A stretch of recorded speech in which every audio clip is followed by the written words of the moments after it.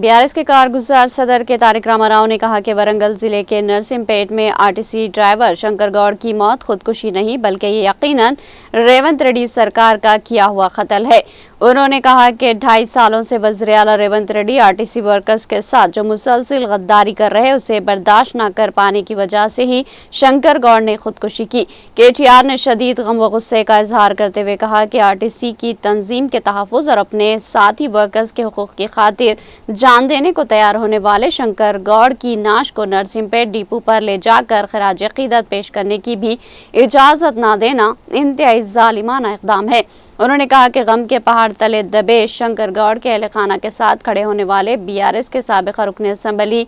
पेद्दी सुदर्शन रेड्डी समेत BRS लीडरों, RTC workers और मजदूर यूनियनों के रहनुमाओं को नरसिंहपेट में गिरफ्तार करना इंतहाई अफसोसनाक है। उन्होंने मुतालबा किया कि रियासत के कई इलाकों में गैर कानूनी तौर पर गिरफ्तार किए गए तमाम अफराद को गैर मशरूत रिहा किया जाए और शंकर गौड़ के अहल खाना और आरटीसी वर्कर्स की अपील पर आरटीसी डिपो के पास खराज अक़ीदत पेश करने का मौका फराहम किया जाए।